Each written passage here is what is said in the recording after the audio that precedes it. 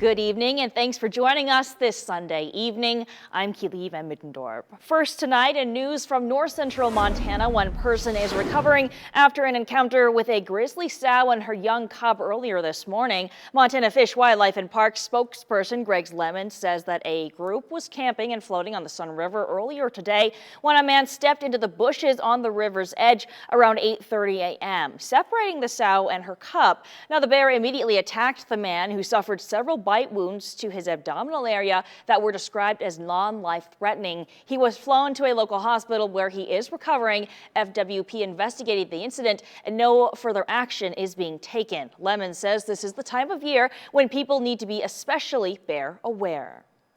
In court news, a Great Falls woman faces animal cruelty charges after a fire on her property earlier this month. Pamela Jo Polajewski has been charged with felony aggravated animal cruelty and 4 misdemeanor counts of cruelty to animals. This comes after investigators discovered and seized dozens of animals on the property on May 6th that appeared to be living in various stages of neglect or abuse. Now, the property was searched by deputies from the Cascade County Sheriff's Office, a veterinarian, and personnel from the Great Falls Animal Shelter after crews extinguished a structure fire on her property. The cause of that fire remains under investigation. Now, court documents say that Polajewski claims to operate a no-kill nonprofit called Hooves, Paws, and Claws as an animal sanctuary, but records indicate that that organization was involuntarily dissolved by the Secretary of State back in December of 2018. Now, Polajewski has filed a civil suit against Cascade County, alleging that her rights have been violated and is requesting that the animals be returned to her along with financial compensation. Her suit alleges trespassing, malicious prosecution, and unreasonable search and seizure, among other violations. She claimed many of the animals were neglected and in poor condition when she initially adopted them. Now, we continue to follow this case with more details on our websites. We, of course, will update you as we learn more. Turning now to weather, this evening was nice out, but earlier we talked about the threat for some severe weather, including flooding heading our way. Our STORMTracker weather team is standing by to tell us more, and Grant Garland joins us now. Grant, it may be a good idea to grab that rain jacket, a pair of boots, and I hope have you gotten yourself a pair of like those calving boots for like I have not. Going out? Oh, okay. You're going to need a pair of sturdy muck boots or some calving boots, something. I don't think you've been through Montana flood season. Everybody. I don't know. I need to get one of those umbrellas that like are two-sided, that you can like dump out the rainwater. Yeah, I hope that it's strong. It doesn't, flip inside out because we have some strong winds here. That is very, very true. Well, yeah, so we are looking at some severe weather possible tomorrow afternoon, rather, and that's because we're looking at a low pressure that's going to be making its way closer to us and allowing for some damaging wind gusts, lightning, as well as even heavy rainfall with some penny-sized hail. So just make sure that you are making sure of your surroundings as you head out the doors tomorrow. Over the last 3 hours, we've been looking at cloud cover for most of us. Just a small shower just south of Kalispell. Nothing really to complain about there. Elsewhere, seeing Great Falls 61 degrees, Helena 65, Fort Benton 64, and Lewistown 56 degrees. So we are going to be looking at some severe weather possible tomorrow. But coming up later on in the show, we'll talk about how much rain as well as something churning out in the Atlantic Ocean, even when it's not even hurricane season. Keely, back to you. Thanks, Grant. We'll check back on you soon. Here at home, Montana added 1 new coronavirus positive case today in Ravalli County, just south of Missoula. That makes 21 active cases. The state's total rises to 468.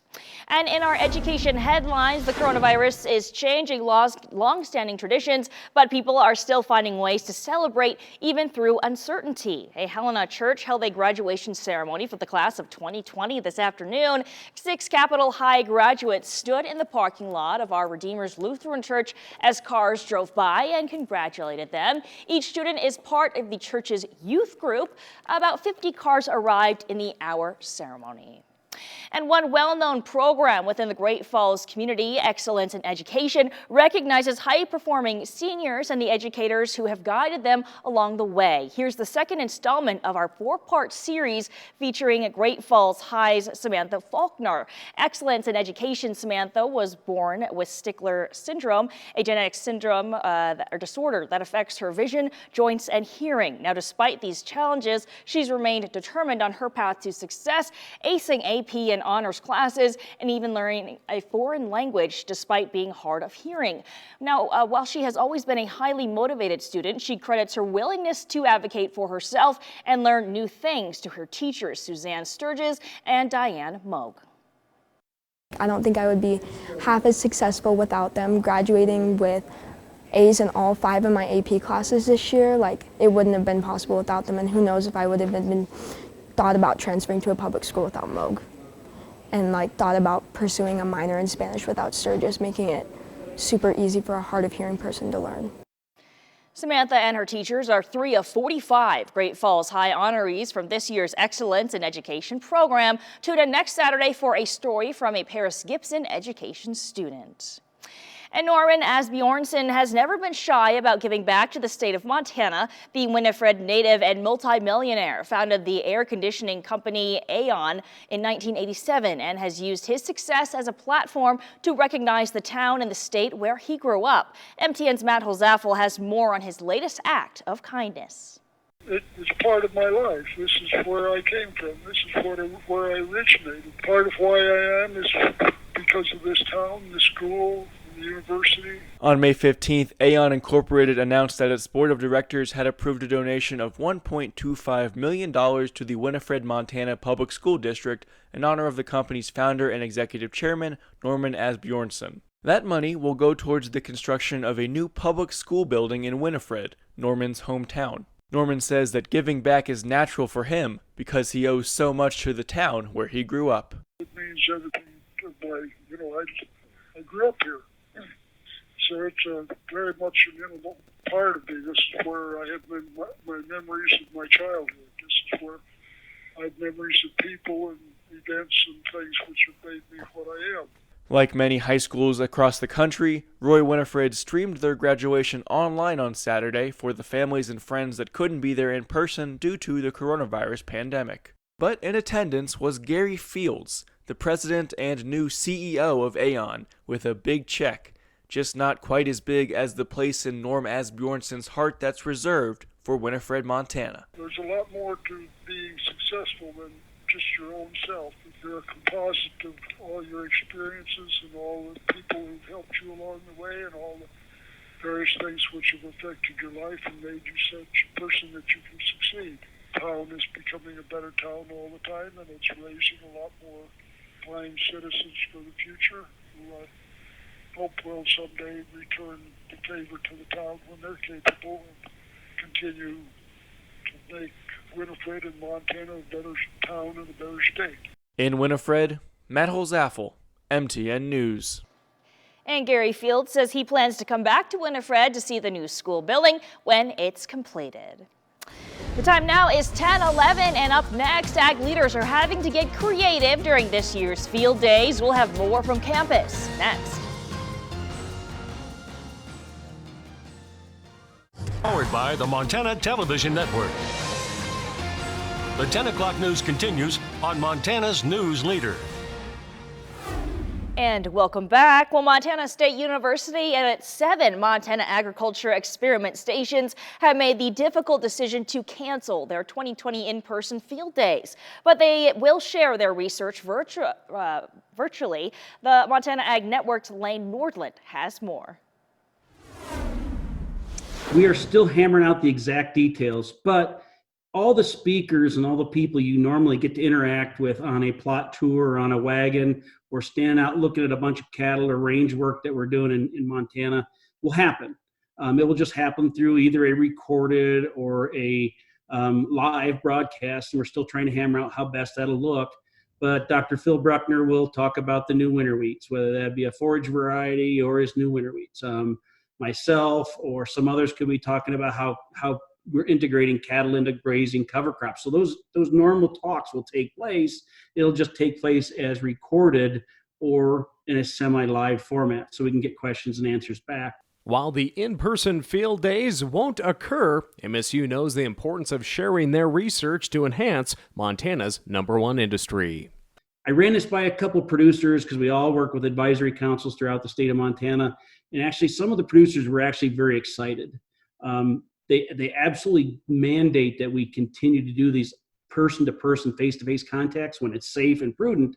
But they said, in the best case scenario, this could be good. I can go back and I could review those video broadcasts when I'm in the tractor, auto steer, or if I can't attend a field day because I have a critical thing, this could be even a further reach for our research centers and the field days. Reporting in Bozeman, Lane Nordlund, MTN News. And Under the Big Sky returns to our airwaves this week as we continue to check in with the business owners, entrepreneurs, and innovators that have previously shared their stories with us. The Red Ants Pants Music Festival may have been canceled this summer, but that has not stopped the White Sulphur Springs-based company from continuing its mission. Under the Big Sky is sponsored by Allegiance, the Greater Montana Foundation, and Rocky Mountain Vein Clinic. So it was with heavy hearts that we did have to cancel this year's festival. It was scheduled for the end of July. The only safe decision was to postpone our 10-year anniversary to next year, 2021. So that's what we have done. The morning after we announced the festival was canceled, I started fielding calls for the highway patrol and for whatnot, asking like, can you help? We need masks. And so it was a very quick pivot for sure. Back in January, actually, we started building a relationship with a new contract cut and sew operation in Billings. So we put all of our pants production on hold, and we've been taking orders and filling orders for general use face masks just out of cloth, and as well as level 1 and 2 gowns for hospitals. So we're very, very honored to be able to be a part of it and pitch in. Maybe 2 weeks ago, we just concluded with our second cohort of our Girls Leadership Program through the Red Ants Pants Foundation, a program that is designed to really build pride in our rural communities and hope for our youth and strength and courage in our leadership. It's a free program for junior year high school girls. So we just opened our application period for next fall, starting in October. And the program consists of 3 weekend-long retreats, as well as a mentor relationship and a community project in their hometowns. Encourage any current sophomores to apply for next year. The applications are pretty straightforward. They're on readyantspantsfoundation.org. So we have over 93 grantees across the state who have received funds from our grant program with proceeds from the music festival over the last decade. And so we have a pretty good network of folks out there. And my hope is within the next month is to do some touring around rural Montana and have tailgate talks, is what I'm calling it, a tailgate tour where we can properly socially distance and sit on our tailgates and have a beer and just visit and figure out what the heck is going on out there and what the needs are, what the demands are, how we can figure out how to best support rural Montana right now. And it's a good time, honestly, to reset and rethink and reprioritize what we're doing and why we're doing it. Being able to do business in Montana is a huge blessing, and it's such a supportive business climate and community. I know everyone's gonna have to dig deep on this one, but that's what we do in Montana. You know, we've got some grit.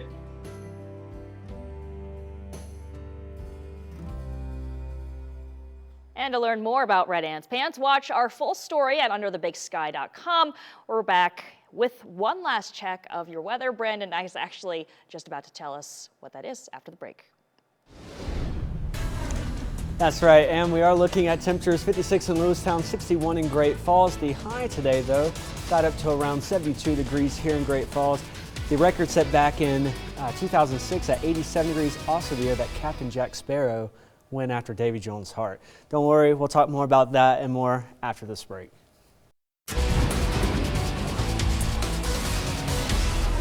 Welcome back, everyone. I hope that you have been thinking about what I was going to say about Captain Jack Sparrow since our last break. I'm not saying anything about it, don't worry. Severe weather, though, tomorrow in places for those like Havre, Great Falls, Lewistown, even down towards Helena. And this is all thanks to a low pressure that is getting closer to us, allowing for several disturbances to make their way through our area. These storms will be bringing with them damaging wind gusts, lightning, even some possible penny-sized hail. I don't know how much that will do, though, to the crops, but still know that is always a good thing just to get a heads up on. Heavy rainfall too. We're talking about over an inch of rain for a lot of us over the next 4 days. Some of us even 2 inches of rain. And this is all thanks to this low pressure here that is churning up moisture, really scattering it all the way up and affecting parts of the northwestern part of the Treasure State. Over the last 3 hours, we have been kind of looking at the break in clouds from Havre to Great Falls up to Cut Bank, but that's going to change as we continue to see clouds being brought into the area. So as we head throughout the next couple of hours, I don't think we're going to see much in terms of rainfall, except for people around Kalispell. You guys are going to be getting that bit of moisture, but tomorrow morning, 5 a.m., isolated showers. I don't even think that they're going to be able to make it to the ground. The farther west you go out, though, the better chance you do have that chance. But in terms of some severe weather, by 4 p.m. tomorrow, we're going to see the ingredients there to produce some thunderstorms, and also we're going to have that energy that is needed to possibly make this severe. Now, as we continue throughout the early evening hours, late afternoon hours, we're going to have another batch of storms making their way through around 5:30 p.m. Havre also could be seeing a severe thunderstorm by this time, so the work to home commute is something we're going to have to watch out for. 7 p.m. another line making its way towards Havre, still seeing scattered showers and thunderstorms out and about. By tomorrow night, also continuing to see the chance for rain, and we're just going to continue to get these waves over and over again. By Tuesday, everything looks quiet, right? Well, we're going to be looking at another batch of rain by 3 p.m. hitting us on Tuesday. So a lot of rainfall. How much rain possibly could we get? Well, by tomorrow night, we could be getting over 2/10 of an inch of rain. And over today, we've seen this model continually generate a higher precipitation total. So we could see even more by this time tomorrow. Almost 3/10 of an inch in Helena, continuing throughout the day. On Tuesday, 6 p.m., looking at over ½ an inch of rain in Great Falls as well as Helena. Out towards Lewistown, almost 1.24 inches possible, and it's just going to continue to get higher. We're looking at by Wednesday, 5:30, 1.55 inches of rain, and by Thursday afternoon, close to 1.6 inches of rain in Great Falls, over 2 inches possible in Lewistown, and 1.37 inches in Helena. So a lot of rain. This is going to impact people that live near streams. So if you live in an area that is probed to possibly get a lot of flooding, you need to go ahead and just get that in your mind that, yeah, you're probably going to need to just pay attention to that. Also, the snowpacks, they are primed to go ahead and melt. We're just going to be looking at rain where we usually see snow. We're going to see rain. 20 to 30 mile per hour wind gusts impacting Glasgow and Jordan right now as we go throughout the night into tomorrow, 6:30 p.m. 5 to 10 mile per hour winds in Great Falls, 10 to 20 in Helena. Continuing the chance for scattered showers and thunderstorms each and every day. Wednesday will be a breezy day with some wind gusts up to 30 miles an hour. Looking at a chance for scattered showers and thunderstorms too on Friday. For Helena, really the same situation. Notice not only are we looking at a chance for showers and thunderstorms, but we also are looking at our temperatures decreasing. So that's the name of the game. Keely, have your umbrella. All right, Grant, thanks so much. Well, flights are one of the largest expenditures in people's lives, with many families fighting for every dollar these days. A Senate bill introduced last week would require refunds for flights canceled due to coronavirus concerns. But right now, passengers may be forced to only accept a voucher and miss out on their money back. MTN's Mitch Laggy has our latest Rebound Montana story. Ever since the COVID-19 pandemic has been forcing airlines to cancel flights, thousands of Americans have been fighting for their money back. Many domestic airlines with canceled flights are offering vouchers for future flights as a first option, requiring passengers to jump through extra hoops to get their cash refund that's entitled to them by law. The airlines are arguing that, one, they don't have to, and two, they themselves are low on cash. Lattin is the Director of Financial Fairness at Consumer Reports, a nonprofit advocacy publication for American consumers. It reported last week that Americans who chose to cancel their flights due to health concerns are currently not entitled to a cash refund under federal law. Consumer Reports argues that airlines can afford the refunds after receiving $50 billion from the Federal CARES Act back in March. You know, no one's flying right now. They don't have money coming in. So we can see their argument, but at the same time, people's hard-earned money that they need should not be the thing that's holding up the airlines right now. Legislation introduced into the U.S. Senate last week would require airlines to give passengers of canceled flights a cash refund. They could also offer a voucher with the stipulation that it has no expiration date. That bill, however, still has to make its way through Congress. In the meantime, for people with airline tickets, here's your rebound rundown on how to get your money back. Be prepared. Have all the information about your flight on hand before you pick up the phone. Write down things like flight number, departure times, destinations, and confirmation numbers. Now, if the airline has canceled your flight, the law is on your side for a full cash refund. This also retroactively covers flights canceled up to the date of March 1st. Airlines may try to convince you to accept a voucher by offering a 20% bonus, but stay firm with your request if you need the cash. Next, if your flight took off and for whatever reason you weren't on it, the airlines are not required to issue refunds or vouchers. Consumer Reports said that Allegiant and Spirit have been offering refunds to these kinds of passengers, but people have also seen limited success with a little bit of persistence over the phone. In Billings, Mitch Schlaggy, MTN News. Thanks, Mitch. And we'd like to remind you about a new effort to help Montanans recover from the financial impacts of COVID-19. The Rebound Montana Relief Fund is a partnership between MTN, AMB West Philanthropies, and the Montana Community Foundation. You might remember our Montana Wildfire Relief Fund raised more than $600,000 to help rural volunteer fire departments, all thanks to contributions from viewers like you. We have created a statewide fund to provide safety net funding for rural and tribal communities. Now, if you can contribute, please go to KRTV or KXLH.com/relief. There you can access various funds that have been set up. MTN and AMB West Philanthropies will match the first $150,000 donated. Anything you can afford is a way that we can all help our fellow Montanans rebound. The time is 10:28, and up next, sports communities around the nation are mourning the loss of one of their own today. We have more on Phyllis George's life and legacy next. Powered by the Montana Television Network. The 10 o'clock news continues on Montana's News Leader. And welcome back to the 10 o'clock news. The time now is 10:31 on this Sunday, and coronavirus continues to impact the world in almost every way, including how we enjoy big events like NASCAR. Drivers started their engines again today in South Carolina without fans. It's the first of many races to be streamed in order to keep people safe from any spread. Now, Darlington is described as the oldest speedway on the Cup circuit, but the safest place to restart the season. 8 events were previously postponed, and the series has been at a standstill for the past 10 weeks.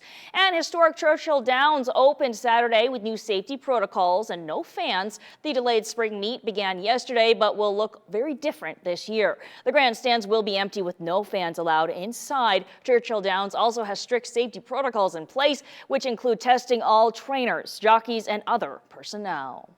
Now to a television pioneer. Phyllis George was a Texas beauty queen who broke barriers in sportscasting at CBS. Here's Meg Ryan. 1971, there she was, Phyllis George, crowned the 50th Miss America, something she called the springboard for her life.